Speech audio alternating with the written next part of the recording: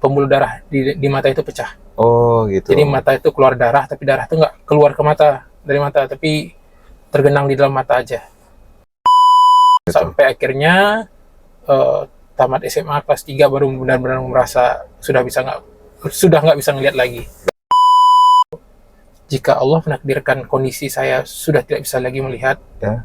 tapi saya mohon bantu saya untuk pendidikan saya.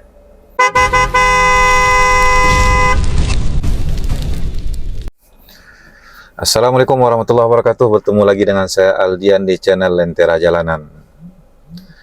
Rekan-rekan semuanya, alhamdulillah pada kesempatan kali ini di hari Sabtu 23 November 2024, alhamdulillah masih diberikan kesempatan untuk bisa beraktivitas, dan pada kesempatan ini saya bersama rekan saya Bang Rio, nama panjangnya Epnofrio, Epnofrio Hanesli. Betul. Nah, yang kebetulan beliau ini adalah Ketua PPDI, Perkumpulan Penyandang Disabilitas Indonesia. Jadi sedikit cerita, sebelumnya saya kenal beliau ketika kemarin kami sama-sama berangkat ke Solo sebagai atlet dari Sumatera Barat. Beliau atlet catur, saya atlet panah, dan kami ketemu waktu itu pun sudah waktu TC terakhir kan, TC sebelum berangkat ke Solo. Ya sama-sama nggak dapat medali pulang, jadi masih ada kesamaan lah. Oke, sebelumnya kita perkenalan dulu. Selamat sore Bang Rio, panggilan Bang Rio ya. Iya. Bang Rio. Halo, selamat sore. Jadi Bang Rio, aktivitasnya sekarang ini apa nih? Selain kalau jabatan ini kan sebagai ketua PPDI, tapi kita pengen kenal lebih jauh lah aktivitas sehari-hari. Silakanlah ceritakan dari sisi Bang Rio sendiri. Ya, halo semua, saya Epnofrio Hanesli. Aktivitas harian saya selain dari ketua organisasi PPDI, Perkumpulan Penyandang Disabilitas Indonesia Provinsi Sumatera Barat, saya juga sebagai pendidik guru. Sebagai guru Bang Rio. Betul. Guru di Madrasah Sanawiyah 2 Pesisir Selatan. MTS 2 Pesisir Selatan. Pesisir Selatan. Iya. Itu ngajar apa Bang Rio? Basic saya guru bimbingan konseling. Oh, guru bimbingan, guru BK. Iya, betul. Itu di sekolah luar biasa? Bukan, itu di sekolah umum. Sekolah umum. Betul. Ya, jadi rekan-rekan semuanya, beliau ini, Bang Rio ini tunanetra Bang ya? Ya, Iya. punya gangguan kami sama-sama disabilitas. Nah, kalau saya tunadaksa namanya kan, karena kaki sebelah kanan nggak ada amputasi. Nah, kalau beliau tunanetra ya. Iya. Jadi ya itu yang ngajar di sekolah biasa. Iya, sekolah umum. Sekolah umum ya, sekolah umum ya, bukan sekolah biasa. Sekolah umum ya. Iya. Itu gimana ceritanya Bang? Kalau alur ceritanya itu saya merupakan lulusan pegawai negeri sipil angkatan 2019. Udah PNS. Ya, waktu itu farmasi Kementerian Agama buka untuk yang disabilitas. Bukan untuk disabilitas. Ya. Dan memang peruntukannya untuk disabilitas ya. Betul. Berarti lulusan mana Bang Rio? Kuliahnya? Kuliah saya dulu di UNP, Universitas Negeri Padang. Jurusan? Jurusan S1-nya dulu bimbingan dan konseling. Oh, S1 bimbingan konseling, S2? Kebetulan S2 juga sama, linear, bimbingan dan konseling. Oh, sama. Berarti Bang Rio lulusan S2. Ya, jadi waktu itu, sedikit cerita, saya itu S1-nya tamat tahun 2016, kemudian lanjut studi S2 tahun 2016 itu juga.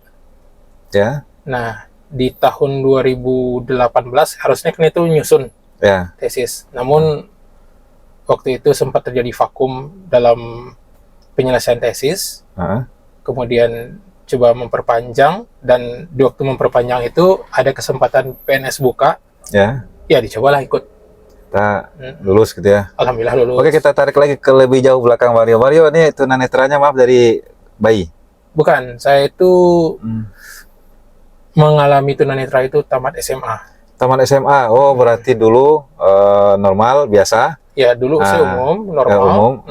Kemudian SMA.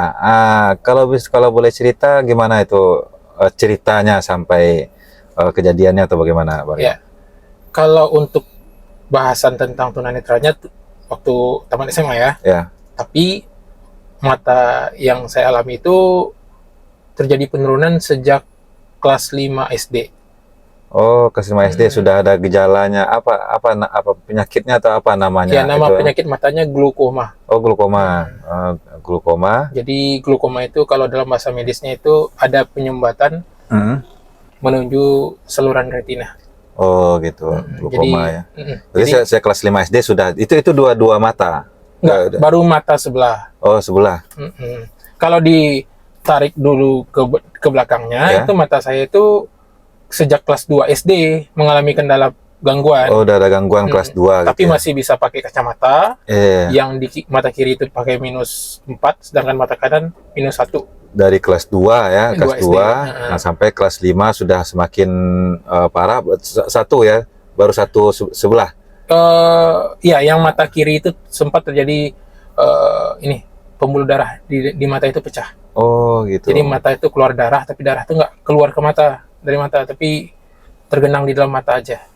Itu kalau boleh tahu, maksudnya penyebabnya atau mungkin ada jatuh apa luka enggak. Sebelumnya nggak ada. Kalau glukoma itu memang murni penyempitan saluran air mata. Jadi karena adanya penyumbatan saluran air mata, sehingga mata itu mengeras. Mengeras karena saking kerasnya itu. Kalau normalnya kan mata orang kan kekerasannya kan di bawah 18 sampai 20. Lembab atau basah gitu misalnya. Ya, nah, tapi ini terlalu kering ya. Iya, terlalu kering sehingga kekerasan perawatannya tinggi. Nah, karena tinggi dan akhirnya pecah pembuluh darah di mata. Oh, kelas 2 sampai kelas 5. Berarti dari kelas 2 itu sudah mulai ya, maksudnya untuk gangguan pada mata itu sudah terjadi.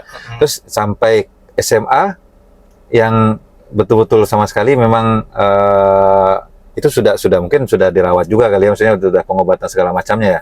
Dia ada tiga tahap ya. Dari kelas 2 itu pakai kacamata, kelas 5 itu pecah pembuluh darah mata di bagian kiri, kelas 2 SMP waktu itu sempat mengalami mata meradang. Oh, radang mata. Nah, kedua-dua mata itu. Jadi dua-duanya ada SMP sudah dua matanya sudah mulai. Jadi mata itu berair terus dan itu membuat kemampuan melihat mata jadi makin menurun. Gitu. Sampai akhirnya tamat SMA kelas 3 baru benar-benar merasa sudah nggak bisa ngelihat lagi. Itu jadi SMA lah terakhirnya memang misalnya gangguan pada mata itu sudah seperti itu ya. Berarti apa rasanya, Bang? karena gini ya, karena saya ketika normal dulu, maksudnya ada kaki dua-duanya ya, kemudian saya kecelakaan dan setelah itu tuh ya secara rasa ini ya mental saya pasti kena nih, saya kena. Dan karena pernah ada, maksudnya dulu ada kemudian tidak ada ya, tetapi karena tahu ini kecelakaan, siapa juga yang berharap seperti itu, tentu ada rasa-rasa gimana gitu kan ya. Memang saya butuh bertahun-tahun juga untuk mental supaya bangkit lagi gitu kan, merasa bahwasanya ya saya walaupun kaki nggak ada tapi tetap bisa beraktivitas tuh agak lama saya, Bang. Kalau Bang Rio sendiri gimana rasanya, Bang? Kalau yang saya rasakan ya, ini waktu tahap awal ya, waktu kelas 5 SD itu. Waktu itu saya lagi tidur, bangun ya. Saya perhatikan kok mata kiri saya gelap. Itu kelas 5 itu ya? Iya. Nah, dari kelas 2 sebenarnya sudah ada gangguan, sudah ini, tapi kelas 5 yang mata kiri kayak gelap. Udah gelap gitu. Benar-benar gelap. Jadi waktu itu saya terkejut, stres. Apa yang terjadi pada mata saya? Saya sampaikan ke orang tua saya, waktu itu papa, kenapa mata saya kok nggak bisa lagi ngelihat yang bagian kiri? Nah, orang tua panik, terus kata orang tua, yuk kita bawa ke dokter. Gitu. Nah, di situ udah ngerasa bahwasanya kemampuan melihat udah nggak ada lagi gitu. Itu satu mata ya yang kiri ya. Harus siap dengan kondisi seperti itu. Gitu. Nah, dibawa ke dokter dan dokter pada awalnya menyarankan untuk operasi. Namun karena ini kejadiannya itu udah sudah cukup parah ya. Ya sekitar Jadi- tiga tahunan gitu ya. Saya dari kelas 2 itu sebenarnya sudah ada terasa sampai benar-benar yang kelas 5 itu yang mata kiri ya, mata Ya, kiri. mata kiri. Ya. Mata kanan tuh juga menurun juga kemampuan melihat. Menurun juga ya, pasti. Tapi yang kerasa banget tuh mata kiri. Mata kiri yang awalnya ya, awal mata kiri. Jadi waktu di obat ke dokter itu, nah disarankan konsultasi lagi dengan dokter profesor waktu itu di Ya. Padang. Nah, sepanjang dari kelas 5 SD sampai kelas 2 SMP itu terus rutin ke dokter itu. Ke dokter Profesor ya. itu. Ya, ke dokter itu. Terus kemudian sampai di SMP, SMP, yang ada mata meradang. meradang itu. Iya. Itu pun udah ngerasa wah hidup ini udah nggak ada lagi lah kemampuan untuk Iya, melihat. waktu yang sebelah kiri itu benar-benar sudah ya ketika ke dokter sudah dinyatakan memang kayaknya harus apa ya? Misalnya memang kiri sudah nggak bisa nih. Iya, Tidak bisa ngelihat yang kiri ya. Yang kanan tetap ada terjadi penurunan. Itu ya luar biasa juga berarti, maksudnya prosesnya. Iya. Tapi pendidikan aman. Maksudnya waktu itu masih tetap. Nah, iya. Seperti Jadi biasa. waktu itu saya kan berpikir nih, gimana sekolah? Ya, ya. Apa yang harus saya lakukan dengan sekolah? Nah, tapi berjalannya proses, saya minta ya balik lagi ke kedekatan saya sama Tuhan. Ya.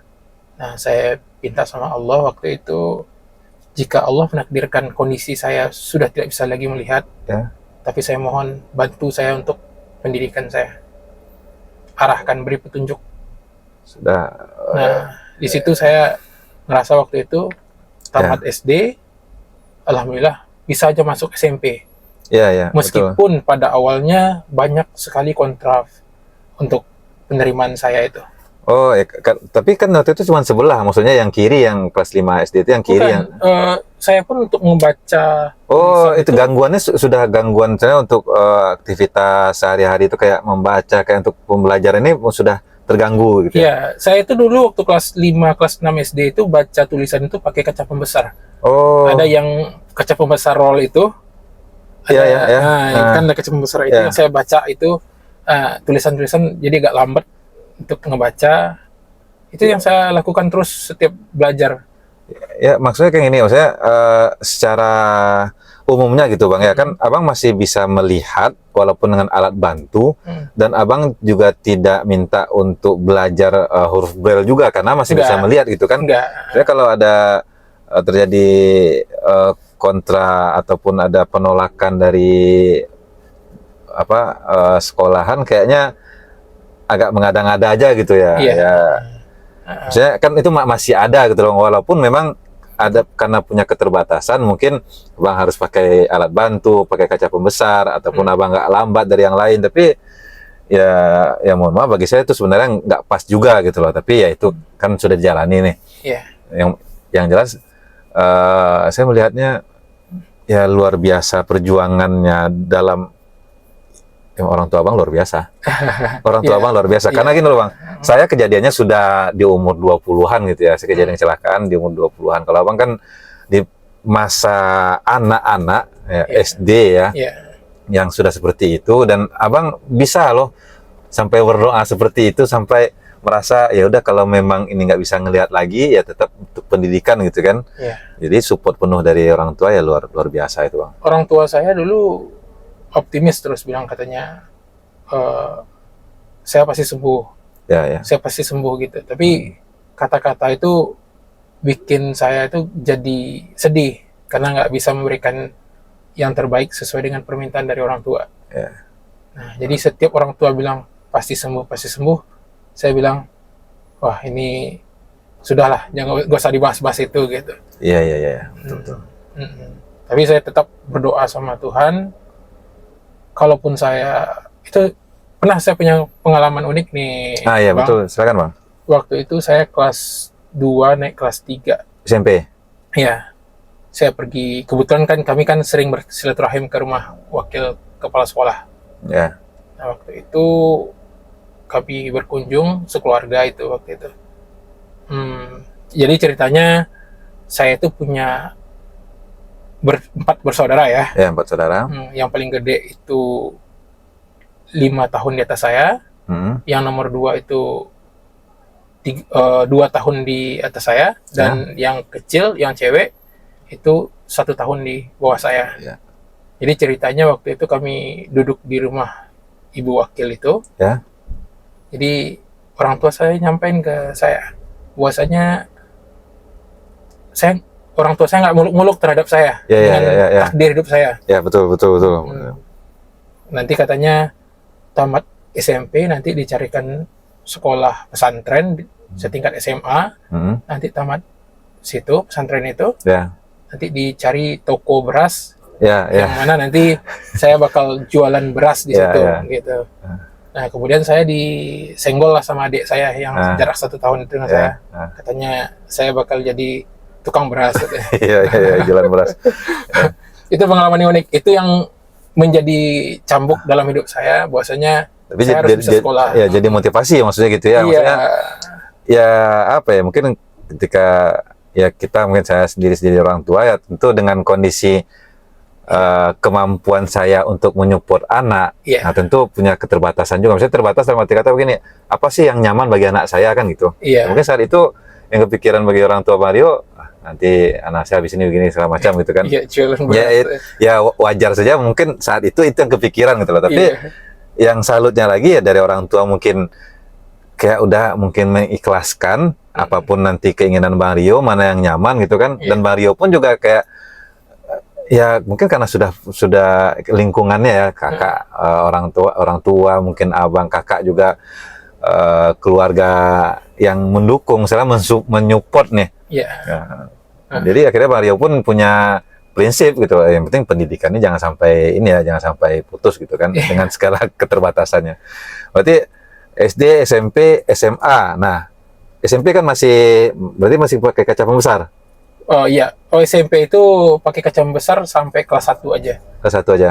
Kelas 2 itu sempat terjadi yang peradangan itu. Sejak itu saya mulai belajar itu dicatatkan orang tua, dicatatkan adik, gitu, dicatatkan saudara yang nomor 2 gitu kan. Nah, jadi tiap tugas saya mereka yang terus catat gitu. Karena adik saya tuh gondok kali kalau masih dicatatkan gitu ya. Berarti ya seperti cara pembelajarannya waktu itu di umum, tapi secara abang nggak pakai indra ini ya, nggak pakai penglihatan gitu ya. Tapi untuk menghafal, untuk mencatat, menulis gimana Bang? Saya bisa nulis, tapi tulisan saya naik turun. Oh gitu. Kayak apa? Pendaki. Oh iya. Soalnya nulis masih bisa karena sebelumnya sudah terbiasa ada gitu ya. Nah, kemudian seperti biasa, cuman untuk misalnya ada catatan itu dicatatkan. Itu orang tua saya, adik saya tuh paling rajin itu. Tiap ini ada masuk paling rajin, stok, biasanya ada stok lagi nih, tugas nih, catatan untuk dibuat lagi. Mungkin paling dongkol juga kali ya. Sering disuruh. Iya, namanya remaja waktu itu kan. Tapi dia sayang juga sama saya gitu. Setiap tugas yang saya minta terus dibantu dibuatkan gitu. Terus di SMP tamat. Kemudian SMA seperti di umum juga? Iya, waktu itu saya masuk dan sekolahnya itu di kelas SMA itu alhamdulillah lulusnya jalur ini online. Kebetulan waktu di masa saya itu mulai sekolah terbuka. Jadi sekolah terbukanya itu bisa nerima dari kalau dulu kan pakai sistem rayon itu. Nah, terbuka dan alhamdulillahnya saya masuk di situ di SMA 7. Gitu. Untuk pembelajarannya gimana? Seperti sama, biasa masih juga? Biasa, masih dicatatkan. Nah, kalau teman-teman di kelas itu ya, kalau bisa bantu dicatatkan. Kemudian di rumah dibantu sama keluarga di rumah. Berarti ujian lisan. Ujian lisan. Berarti seperti umum biasanya program proses belajar mengajar seperti biasa gitu, mau SMP, SMA sampai tamat. Sampai tamat. Waktu itu saya sempat waktu belajar sosiologi saya hafal itu apa pengertian dari sosialisasi. Dihafal berarti Bang. Iya, sampai sekarang saya masih hafal. Saya hafal itu benar-benar hafalan ya, maaf. Seperti yang bukan ini ya, bukan tunanetra gitu ya. Betul.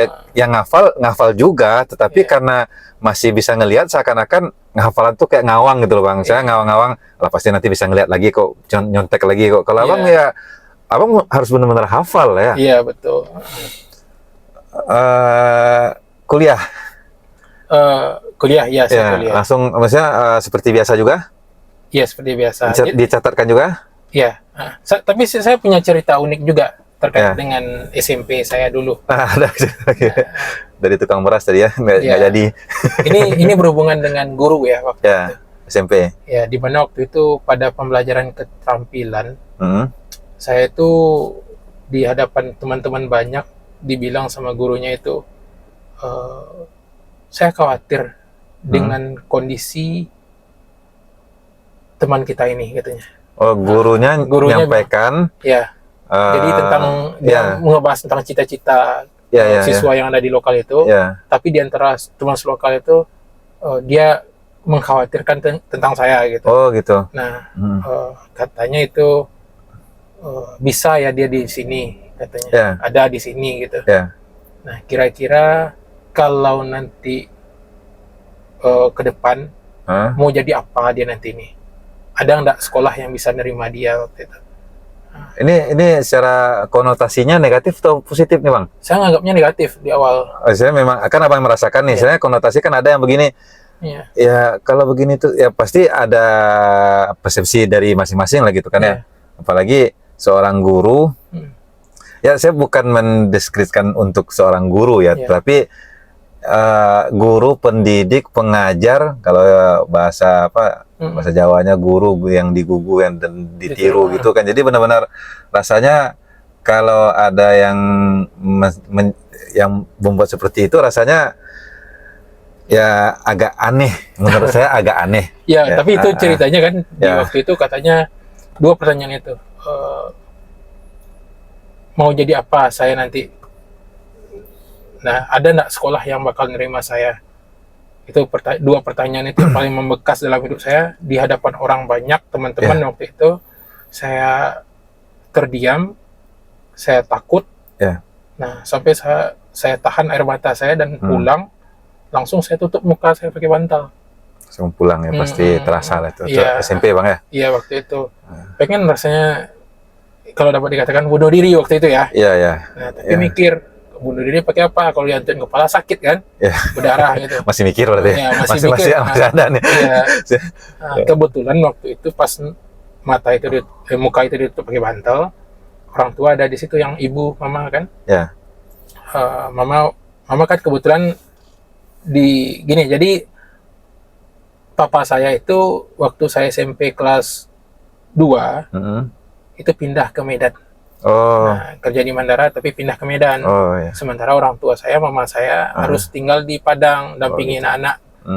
Nah, waktu itu orang tua saya sedang istirahat. Mama yang ini ya, yang ada yang dampingi. Mama waktu itu di kamar saya, perhatikan saya itu tidur kok nggak biasanya, pulang-pulang langsung tutup bantal, masuk rumah, masuk kamar langsung tutup muka pakai bantal gitu kan. Nah, jadi ditanyanya, udah pulang Yona? Saya nggak respon karena saya nangis nih. Ceritanya air mata keluar kan. Mungkin yang tunjukin air mata juga ke mama kan. Nah, kemudian mama bilang, kenapa Yona, katanya. Terus saya sampaikan ke mama, bisa nggak Rio sekolah, Ma? Terus kok Rio tanyanya kayak gitu? Ini mama sambil tidur nih kan? Sambil megang kepala nih. Iya, Ma. Ada nggak sekolah yang mau nerima saya, Rio, Ma? Terus mama itu diam dan kasih penguatan. Nah, tenang aja, Nak. Apapun dan bagaimanapun, papa, mama akan usahakan Rio untuk sekolah. Yang penting Rio kejar cita-cita Rio, Nak. Mama, papa dukung. Adik-adik, Ajo-Ajo, kami kan untuk abang panggilannya Ajo. Nah, itu dukung Rio. Nah, itu yang jadi penguatan saya, dan sejak saat itu motivasi saya semakin bagus untuk bisa sekolah, untuk kejar semua impian saya. Bahkan waktu di SMP itu saya ujian UN, waktu itu ujian nasional namanya. Saya dapat peringkat 2 di lokal. Nah, itu yang membuat saya bisa masuk SMA negeri yang dekat rumah tapi termasuk bagus SMA-nya itu di Padang. Nah, Oke. SMP ya, SMP, SD, SMP, SMA. nah, Kawan-kawan waktu itu gimana, Bang? SMA waktu SMA. Kawan-kawan, maksudnya kawan-kawan waktu mulai Abang mulai Bang Rio dari kelas 2 SD, kelas 5 lah ya. Kelas 5 SD yang udah mulai gangguan segala macam, kemudian sampai SMP. Itu kawan-kawan gimana, Bang? Kawan-kawan itu lingkungan Abang lah, lingkungan kawan gimana? lingkungan yang support ada, lingkungan yang membuli juga ada. Ada ya. Waktu itu yang paling kata-kata yang paling menohok itu waktu itu kata-kata saya disebut Gus Dur. Itu paling ada yang menyebut saya celek gitu. Itu waktu pasti ada lah ya. Waktu disebut Gus Dur itu mikir kan, dia nertawain orang nomor 1 loh di Indonesia. Sudah itu saya lebih bisa nerima. Ya mungkin kalau kawan-kawan itu kan kita bisa untuk tidak bertemu mereka gitu ya. Maksudnya kalau kita main nih, kita daripada nanti digojoloki ya, daripada kita dibully atau dihina gitu kan, mending kita bisa untuk tidak bertemu mereka gitu. Tapi kalau guru rasanya nggak mungkin lah kan, kita harus bertemu mereka setiap hari, harus bertemu guru karena kita belajar namanya. Kalau kawan-kawan mungkin bisa kita batasi, tapi kalau guru itu tuh ya, saya pun kalau jadi Bang Rio saya tandain guru itu. Udah saya ketemu lagi sekarang kan, makasih Bu, jadi motivasi jadinya gitu kan. Memang jadi motivasi saya itu. Ya luar biasa itu. Jadi SMP, kemudian SMP, SMA, kuliah ya. Kuliah masih seperti biasa Bang ya, soalnya cara belajar masih sama semuanya. Kalau SMA unik juga ini. SMA itu waktu itu penerimaan di SMA itu saya dapat penolakan loh. Gitu. Malah terjadi penolakan juga? Iya, karena kan sistem waktu itu kan online. Iya. Jadi saya masuk, tapi yang nanda tangan semuanya tuh aju saya nomor 2. Nanda tangan surat ini semuanya nanda tangan kan. Pas masuk hari pertama, kok ada kondisi kayak saya gitu kan, sekolah betul. Gitu kan. Jadi mulailah resah sekolah gitu kan. Gimana belajarnya ini gitu. Nah, akhirnya untuk lebih orang tua saya datang ke sekolah. Nah, menyampaikan perihal kondisi saya ke kepala sekolahnya, dan alhamdulillah menerima. Meskipun kata orang tua saya waktu itu, biarlah mau nilainya pas-pasan aja, yang penting bisa sekolah. Nah, jadi yang lucunya waktu itu ya, saya terima rapor, nilai saya juga pas-pasan. Pas-pasan aja gitu ya? Pas-pasan. KKM-nya itu 65, saya cuma dapat 65. KKM pas ya, 60, untuk lulus saja gitu ya? Di atas sedikit, 66 gitu kan. Padahal saya udah rajin. Nilai LKS saya itu waktu belajar itu terus ditulis, tapi tiba-tiba di rapor nilainya 65 gitu. Ya, sesuai dengan permintaan. Bahkan mungkin sesuai request pertama mungkin. Bahkan yang lucunya waktu itu ya, teman saya yang nyontek LKS saya nilainya tinggi nilainya bagus. Saya nilainya pas-pasan. Itu pengalaman ya. Ada juga guru-guru yang mungkin nilainya ngasih nilai dikit lebih bagus ya. Tapi tetap nggak jauh beda dari KKM. Itu pengalaman yang saya rasakan. Nah, waktu itu saya ini sempat saya ingat nih waktu saya kelas 2 SMA waktu itu. Saya ujian lisan dikasih, awalnya kan soalnya 5. Soal 1 saya betul, soal 2 saya betul, soal 3 saya betul. Dah selesai katanya, kata gurunya. Terus saya tanya, soalnya kan ada 5 Ibu. 4 sama 5 lagi? Ya, 4 sama 5 lagi. Udah itu, katanya. Cukup. Nah, satu soal nih, poinnya 20. Nanti 60. Nah, 60. KKM kan 65, Bu. Ya, nanti saya bantu jadi 65, katanya. Oh, udah. Kayak gitu kan. Secara penilaian dah tergambar bahwasanya saya nggak bakal diharapkan untuk dapat nilai tinggi. Nah, untuk yang lebih dari itu mungkin, tapi cukup memang untuk lulus gitu ya. Nah, sampai pada akhirnya saya buktikan tamat SMA ini saya bakal bisa masuk perguruan tinggi, karena saya merasa untuk nilai saya dizalimi tibanya waktu itu kan. Nah, waktu itu orang tua saya pernah ngeluhkan kondisi nilai saya itu loh. Orang tua saya bilang, sudah cukup terima aja itu. Ya. Waktu itu papa Ya. nggak minta banyak dari Rio, papa nggak menuntut Rio macam-macam, yang penting Rio di situ belajar, diterima dah bagus. Ya mungkin saya dari sisi orang tua mungkin khawatir juga terlalu diforsir juga atau gimana, untuk kemampuan Rio ini ada atau enggak, bagaimana ya, tentu dengan berbagai pertimbangan lah ya. Tapi kesulitan belajar dengan kondisi yang seperti itu gimana Bang? SMP SMA itu gimana? Kesulitannya di mana? Saya rasa yang sulit itu nggak ada ya. Kayak apa ya? Saya nggak pernah SMP SMA lagi, saya di pesantren soalnya. Maksudnya kayak olahraga tentu. Oh, kalau olahraga, ya olahraga saya minta keringanan, palingan tugas. Oh, tugas. Tapi secara nilainya tetap ada untuk bisa cukup lah ya, maksudnya tetap cukup ya. Nggak terlalu, ya saya pun nggak mengharapkan untuk nilai olahraga kan. Ya, maksudnya kayak gini, Bang Rio punya punya masalah penglihatan, kemudian belajar di sekolah umum nih. Iya. Nah, kesulitannya apa, Bang? Maksudnya dengan apa bahasanya? Kurikulumnya atau pembelajaran yang seperti sekarang ini, itu kesulitannya di mana, Bang? Karena begini, ujung pertanyaannya begini. Kalau Abang punya kekurangan mata, bagian mata, berarti nggak harus bisa melihat gitu untuk gimana lebih ininya. Abang punya kekurangan di bagian mata, kemudian abang masuk sekolah umum, nah gitu kan. Mungkin di bagian-bagian tertentu seperti olahraga mungkin nggak bisa, tapi yang lain abang ikuti semuanya dengan cara normal gitu Bang, dengan cara normal biasanya orang belajar gitu kan. Nah, dan abang pun bisa membuktikan bahwasanya abang juga bukan karena berharap belas kasihan dari guru-guru untuk nilai abang sendiri, abang juga berjuang sendiri dan abang membuktikan bisa gitu loh. Iya, ini pengalaman saya juga nih ada nih. Waktu itu saya ujian lisan. Ya. Saya dihadapkan sama satu teman, jadi dikasih 3 pertanyaan. Nah, bareng siapa yang nggak bisa jawab nanti remedial. Ya. Waktu itu pelajaran agama. Waktu itu dikasih soal 1, saya jawab. Ya. Teman saya nggak bisa jawab. Ya. Nah, dikasih kesempatan teman yang satu lagi menjawab, nggak bisa jawab, dilempar ke saya jawab, kosong jadinya kan. Pertanyaan ketiga saya jawab lagi, rebutan, jadi dia remedial, saya enggak. Oh gitu ya, maksudnya secara ininya abang mampu.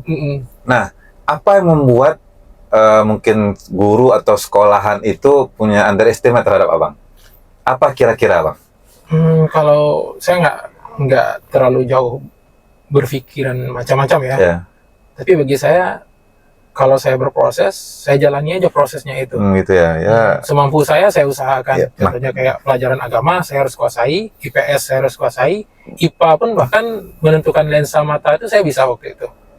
Berapa minusnya saya bisa waktu itu dengan menggunakan rumus ya waktu itu. Nah, bahkan dulu guru IPA saya menyarankan saya di IPA. Tapi saya memilih IPS kan. Nah, jadi waktu itu kenapa nggak ambil IPA? Saya realistis aja. Bahwasanya kondisi saya nggak diperuntukkan di IPA. Saya lebih banyak di sosial, makanya saya pilih IPS gitu ya. Waktu itu. Nah, ya saya dari sisi abang sendiri yang menjalani ini nggak ada masalah, siap untuk bergabung dengan di sekolah umum gitu kan. Tidak minta dikhususkan juga, tapi memang ada beberapa hal yang abang seperti mencatat dan segala macamnya, itu dibantu, tapi kan tidak mengganggu kegiatan belajar mengajar di sekolahan juga, nggak ganggu murid lain juga, nggak ganggu guru juga harus kasihlah saya pelajaran khusus agar nggak juga gitu kan. Dan teman-teman pun waktu di SMA itu juga termasuk support dengan kondisi saya. Biasanya dengan SMA itu sama seperti kemarin saya cerita dengan Bang Joni juga, justru kan kawan ketika di SMA sudah lebih menerima kita, malah mereka itu yang seakan-akan menganggap kita ini nggak punya kekurangan. Nah, itu yang kadang membuat kita bisa lebih semangat itu kan, karena tapi kalau mungkin di bawah itu masih ada. Tapi gini Bang, mungkin kalau saya simpulkan, menurut opini pribadi saya, apa yang dibuat oleh sekolahan waktu itu, maksudnya secara umumnya ya, akhirnya itulah yang menjadi image di masyarakat, seakan-akan ketika orang punya kekurangan, nah nggak bisa ngapa-ngapain. padahal si yang punya kekurangan ini sudah menunjukkan ataupun dia kalau disupport pun mampu kok berbuat. Iya, betul. Nah, tapi dengan satu ketika abang mendaftar kemudian ada yang kok begini gitu kan, padahal belum tahu kapasitas dia. Kemudian ada beberapa kali tadi abang bilang kayak ada seharusnya 5 pertanyaan tapi ketika 3 cukup saja gitu kan. Iya. Jadi seakan-akan kayak ada pembatasan-pembatasan seperti itu, makanya akhirnya image masyarakat secara umum, sekolah yang sebagai tempat pendidikan saja berbuat seperti itu, makanya secara umumnya akhirnya orang menganggap orang punya kekurangan berarti nggak bisa ngapa-ngapain. Sudah punya standar lah gitu kan. Tapi ya justru bagi abang mungkin jadi motivasi akhirnya kan, akhirnya malah kuliah juga, S1 juga, jadi PNS juga, sekarang ngajar pun di sekolah umum juga, jadi guru BK. Di sekali seminggu abang pulang ke Padang kan ya, sekali seminggu tiap Sabtu sore pulang, nanti Minggu malam berangkat lagi gitu. Ya secara kebutuhan harian sudah terpenuhi semua lah bang ya. Sudah mandiri dan segala macamnya. Betul. Sudah abang tunjukkan sekian lama perjalanannya. Ya luar biasa, kehidupan yang luar biasa yang sudah abang jalani, yang mudah-mudahan jadi motivasi buat semuanya. Nah, sekarang ini masuk ke bagian di PPDI-nya bang. Oke, yang untuk kisah abang mudah-mudahan jadi motivasi. Jadi apa lah ya, maksudnya masing-masing kita punya jalan hidup yang tidak mungkin akan bisa ditukar. Jadi jangan merasa, saya pun sering bilang sama kawan-kawan kan, jadi jangan merasa paling susah lah di dunia ini. Yang lebih susah banyak tapi nggak sebersih kita gitu. Yang lebih susah itu banyak tapi nggak sebersih kita. Oh ya, satu pertanyaan lagi, kapan abang belajar huruf Braille? Kapan? Saya tuh nggak pernah belajar Braille ya. Oh nggak, malah nggak belajar. Saya itu dari SD sampai SMA itu kan sekolahnya reguler umum, maksudnya umum, dan nggak ada braille-nya. Nah, namun waktu itu saya masuk kuliah, saya ketemu sama perkumpulan teman-teman yang tunanetra semua. Jadi waktu itu saya ingat tuh ada Bang Budi, Bang Mora, itu Bang Yudi, itu mengajarkan saya tentang braille. Nah, alhamdulillah dalam waktu 30 menit saya bisa hafal huruf A sampai Z. Nah, itu maksud saya. Jadi sudah terbiasa di umum dulu. Nah, makanya saya kaget. Maksudnya jadi pertanyaan juga gitu loh, kapan kayak abang yang tunanetra ini kapan belajar braille-nya gitu kan. Bahkan saya nggak pakai braille. Saya tuh waktu tamat SMA itu mulai membiasakan pakai komputer, pakai laptop. Waktu itu ada laptop dengan aplikasi suara. Jadi setiap tulisan yang kita touchscreen itu, udah dibacanya. Udah touchscreen ya sekarang, udah touchscreen, udah aplikasinya. Jadi ketika sama kayak di HP sekarang ya. Iya betul. Jadi sudah terbiasa ya. Jadi waktu itu saya ingat tuh waktu belajar kuliahnya itu pengantar pendidikan, saya itu mengarang bebas dan alhamdulillah tulisan yang saya buat itu sampai terbuat ini 4 halaman, 5 halaman. Kalau HVS-nya hitungnya tuh sekitar 7 atau 8 halaman lah gitu. Kalau di kertas screenan ya. Nah, itu bisa saya karang sendiri dan alhamdulillahnya betul yang saya buat itu sesuai dengan apa yang saya pahami, nalar saya gitu. Jadi simpulannya memang cara ataupun kalau memang ada keinginan pasti ada jalan aja gitu, betul. Ada jalan aja gitu bang. Sementara bayangin aja. Saya malah terbayang gini bang, dari pertemuan pertama ya waktu abang kemudian jadi PPDI, saya kenal abang jadi ketua PPDI, abang ngajar sana kan, saya berarti abang ini dari dulu mungkin belajar dari Braille kemudian dikonversi dari tulisan ini ke sini gitu, malah baru tahu sekarang gitu ternyata enggak juga gitu ya.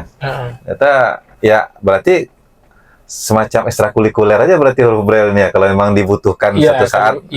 Ini ada, tapi secara tidak langsung tanpa huruf belajar Braille pun ketika mungkin kawan-kawan yang punya gangguan penglihatan itu banyak loh jalannya. Ya kayak sekarang kalau mau ngetik, kalau nulis langsung mungkin ya pasti salah gitu kan, maksudnya kayak abang mungkin naik turun tulisannya, nulis mungkin bisa gitu kan, tapi Tapi kan ada laptop juga, ada HP juga, sekarang ada Dulu tulisan saya waktu SMP paling jelek di dunia kali ya kalau saya bilang. Tapi kalau sekarang saya tamat SMA udah pakai komputer, tulisannya saya paling cantik loh. Iya, bisa diatur sendiri fontnya kan, sendiri fontnya sesuai. Iya. Jadi nggak ada masalah gitu loh. Kalau Iya. ada keinginan pasti jalannya itu ada aja. Tapi kalau emang nggak ada keinginan, 1000 alasan akan diberikan kan gitu. Kalau mau belajar, ayo gitu loh. Ini jalannya ada. Tapi kalau emang nggak mau ada jalan pun, bahkan guru sudah dihadapkan pun ke depan dia, ya saya nggak habis pikir memang gimana cara belajarnya gitu kan. Saya ini penglihatan loh. Kalau ya memang pasti ada kegiatan-kegiatan atau aktivitas yang memang tidak bisa dikerjakan secara langsung. Tetapi kayak untuk belajar, untuk membaca, untuk mengetahui sesuatu kayak sekarang ini kalau berita kan sudah ada online semua, sosial media. Pertama saya pakai laptop itu benar-benar memusingkan itu. Bayangkan aja nggak bisa ngelihat, tapi kita harus ngafal kata-katanya, rangkaian hurufnya semuanya. Itu harus kita ingat dalam kepala. Kita harus buat tulisannya gitu kan. Bayangkan itu harus kita coba. Apalagi kalau menggunakan Microsoft Excel itu benar-benar sakit kepala. Nah, bayangkan itu istilahnya pakai kotak-kotak aja. Yang ngelihat aja lebih bagus. Betul, susah. Apalagi yang nggak bisa lihat gitu. Saya alami itu. Bahkan tesis, skripsi dan tesis pun saya kerjain sendiri. Tapi bisa Bang ya? Bisa. Saya punya kawan juga tunanetra juga waktu di Jawa kan. Tapi memang secara umumnya dia punya kekurangan, tapi kelebihan dia secara menghafal dia lebih kuat dibandingkan kami yang menghafal biasa ini gitu kan. Karena ketika dia menghafal, dia benar-benar harus menghafal. Saya lihat memang kelebihan orang-orang yang tunanetra itu dia hafalan dia kuat, bahkan mungkin saya ada kawan di Bukit Tinggi. Nah itu saya dari jauh udah manggil nama dia aja, ataupun saya nggak sengaja ngobrol, tapi dia lewat, ini udah tahu namanya itu, nama dan baunya ya, udah tahu aja dia gitu. Ya itulah sebenarnya bukan dibilang kekurangan, dibilang, tapi dari sudut pandang mana kita melihatnya kan gitu. Kayaknya udah 40 menit nih Bang. Ini baru cerita Abang aja nih. Mungkin next pertemuan kita bicara tentang PPDI Bang ya. Dengan organisasi. Terakhir Bang, apa yang bisa Abang sampaikan dari pengalaman Abang, belajar lah sampai saat ini di posisi Abang sekarang, apa yang bisa Abang sampaikan untuk kami, untuk kita semua? Kalau saya ingin menyampaikan itu aja, jangan pernah mengeluh dengan takdir yang sudah ditetapkan sama Allah. Setiap jalur hidup sudah ada jalannya, dan kita ikuti aja, karena Allah itu Maha Pengatur rencana. Siap. Terima kasih Bang Rio atas waktunya. Nanti kita cerita lagi tentang PPDI ya, karena semakin seru nih. Dan saya berharap begini Bang, ke depannya ya termasuk rencana kita di PPDI juga kan, misalnya untuk masalah kesetaraan, untuk kita itu penyandang disabilitas, memang kita nggak mau dianggap punya kekurangan, gitu kan. Nah, tetapi secara tidak langsung kasat mata memang kita punya kekurangan. Tapi di sisi lain kita pun bisa berbuat, kita pun bisa melakukan aktivitas yang mungkin bisa dilakukan juga oleh orang biasa gitu kan, orang non disabilitas. Tetapi yang selalu jadi kendala ketika kita ini cuman dieksploitasi. Penyandang disabilitas cuman dieksploitasi saja kekurangannya, sehingganya image yang beredar orang disabilitas tidak bisa ngapa-ngapain, cuma nunggu bantuan, minta-minta dan segala macamnya. Dan mudah-mudahan dengan adanya kita ngobrol kayak begini, mungkin nanti kita ketemu rekan-rekan yang lain mungkin yang bisa cerita lebih banyak lagi tuh Bang. Karena kita nggak tahu nih, masalah hidup kita beda-beda. Ya, seperti Mario katakan tadi lah. Jadi tinggal ikhlas sajalah dengan takdir jalan hidup yang sudah Allah tentukan. Karena nggak akan mungkin Allah sudah membuat sesuatu itu sia-sia. Pasti semua ada hikmahnya. Sekian rekan-rekan semua, terima kasih dari kami. Sampai bertemu lagi di video selanjutnya. Semoga yang menonton bisa ngambil pelajaran banyak, diberikan kesehatan, keselamatan, kemudahan dalam setiap aktivitasnya. Amin. Sekian, Assalamualaikum warahmatullahi wabarakatuh. Waalaikumsalam warahmatullahi wabarakatuh.